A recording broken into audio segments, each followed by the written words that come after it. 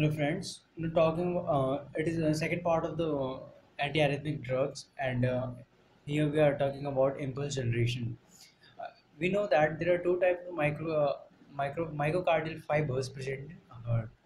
The first one is non-automatic fibers, while the second one is automatic fibers.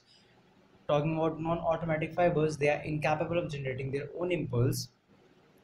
They are ordinary working myocardial fibers, and talking about automatic fibers, they are capable of generating their own impulse, and they are present in sinoatrial node, atrioventricular node, and his subpurkinje system. Now, here's a difference between non-automatic fibers and automatic fibers. These are non-automatic fibers are ordinary working myocardial fibers, while they are present in sinoatrial node, atrioventricular node, and his subpurkinje system. Uh, if you look over these diagrams, this is the transmembrane potential of automatic and non-automatic fibers. Uh, this transmembrane potential is categorized into four phases. They are differentiated into four phases, and these four phases are when the when the action potential is about minus 80 to 90 MV. Uh, this is under a condition of rest, and after that there is rapid depolarization occurring. This is categorized by phase 0, while it reaches to overshoot value of plus 30 MV, and then after again repolarization occurs. The overshoot is mentioned with the overshoot.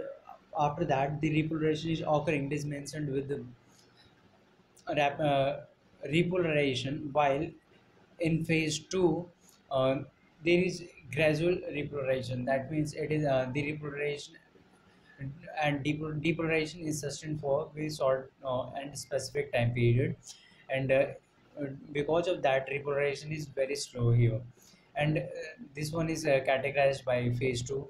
After that rapid repolarization again occurs in phase 3, and later on when it reaches to the maximum negative action potential value, it undergoes a resting potential that is known as that is expressed with phase 4. What is the difference between non-automatic fibers and automatic fibers? You can find it out here. There is a slow depolarization gradually occurs when there is maximum negative action potential is, while there is rapid depolarization occurs. In spite of that, there is a slow depolarization is occurring until a threshold value is reached.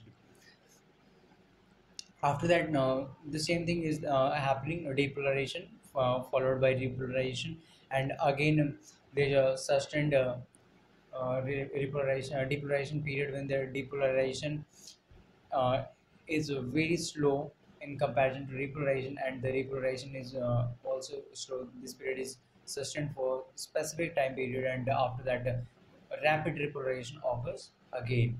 Again, you can find it the difference between phase 4. There is a resting potential, and while the depolarization is occurring at a very slow rate, unless and until a threshold value is reached. Thus, phase zero in non-automatic fibers is a rapid depolarization. What happens in phase zero? There is rapid depolarization is occurring, while depolarization is slight slower in case of non-automatic fibers, resulting into overshoot of potential from minus of approx 90 MV to plus 30 MV. What happens in non-automatic fibers? It bears fast channel action potential. Non-automatic fibers bears fast channel action potential, while automatic fibers bears slow channel action potential. Now, what is the phases of action potential and why it occurs?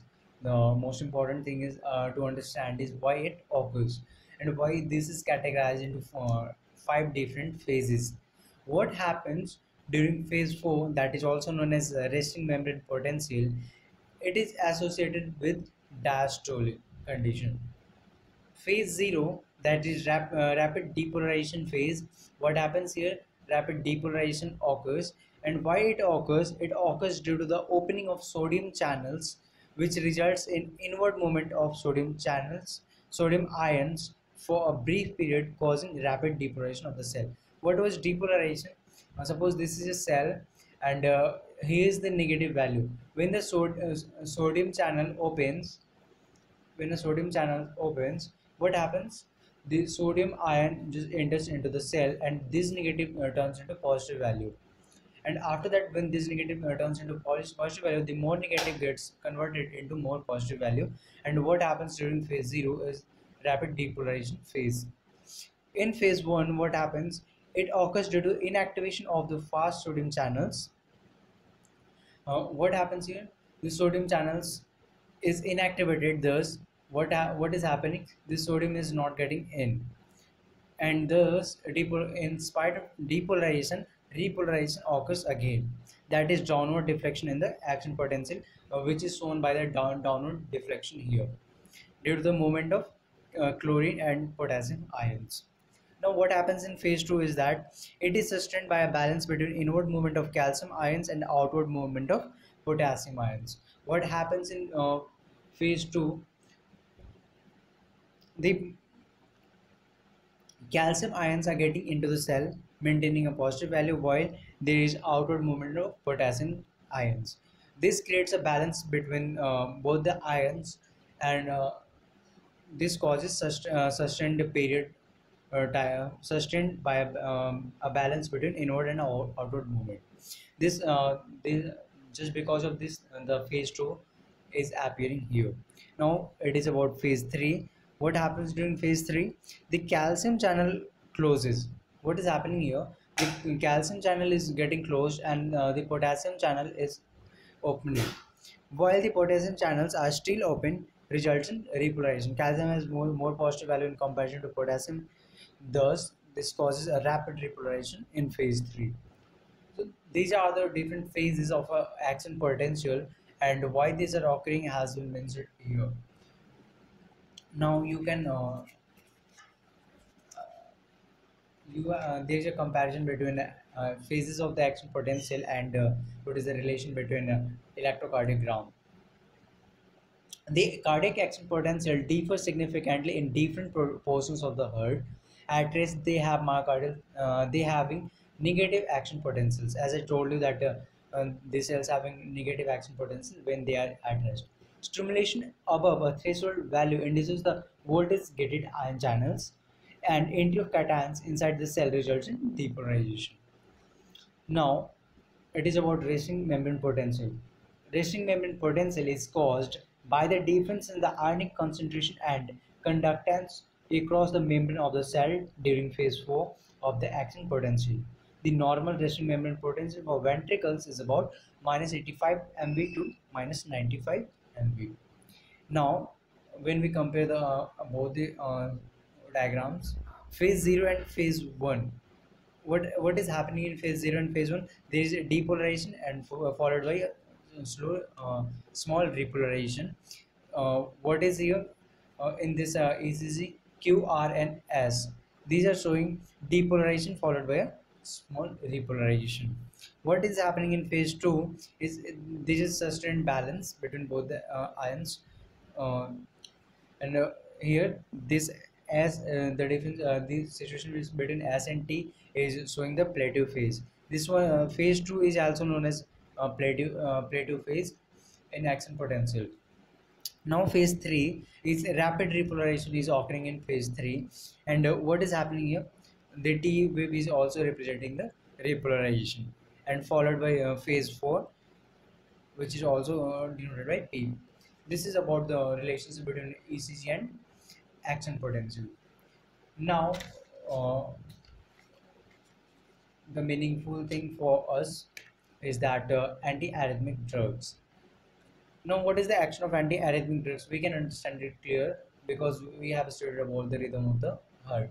Now, what is arrhythmia? The term arrhythmia refers to any change in the normal sequence of electrical impulse causing abnormal heart rhythm. As I told you, what is the normal heart, rhythm of the heart? If Looking back to the first one, what was a normal rhythm of heart?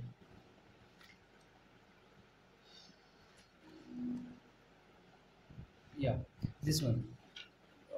A normal rhythm of heart includes impulse generation followed by conduction, excitability, and refractory period. If the impulse is not generated, it may cause disturbance in normal rhythm of the heart. It is generated properly, but it is not undergoes at the fixed rate of conduction. The conduction is not in the normal sequence. Then it may also cause arrhythmia. Followed by the same condition is applied for excitability and refractory period. Now, in other words, we can also say that arrhythmia is the abnormality in the cardiac rhythm. Now, what is anti-arrhythmic drugs? Anti-arrhythmic drugs are the drugs which are used to prevent and treat arrhythmia. Now, the worldwide accepted classification is here, that is about Vaughan Williams and Singh's classification. It includes four classes of the drugs. First one is class 1, second one is class 2, third one is class 3, and fourth one is class 4. Now, for class 1 drugs are further classified into class 1A, class 1B, class 1C, and class 1A are sodium channel blockers. They also block potassium channels. Means the primary and the most important action is they will block sodium channels. Thus, they are known as sodium channel blockers. But with while blocking the sodium channel, they will also affect on potassium channels, and partially they will also block the potassium channels. Due to blockage of the potassium channels, what happens in the cardiac rhythm? It prolongs the action potential duration. Uh, in short, you will find it in books is by APD, that is action potential duration.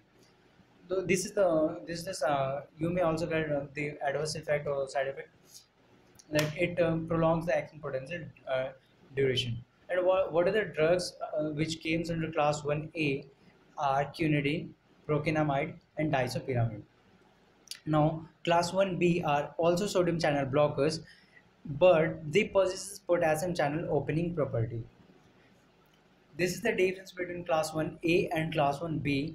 Uh, Both are sodium channel blockers, but class 1A also blocks potassium channels, while class 1B possesses potassium channel opening property.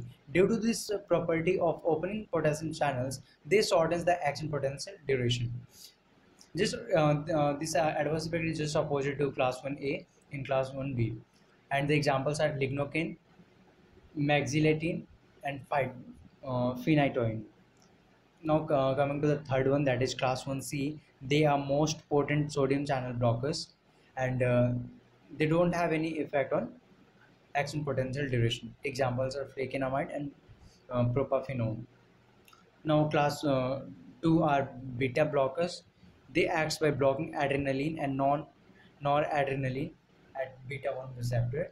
Examples are esmolol and propanolol and metoprolol.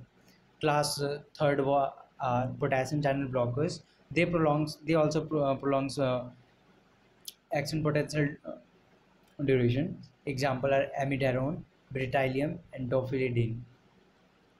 Class 4 are L-type voltage-gated calcium channel blockers. They decrease the rate of phase 4 depolarization in sinoatrial node and atrioventricular node. And the examples are vi- vira, vira, virampamil and diltiazem. Thank you.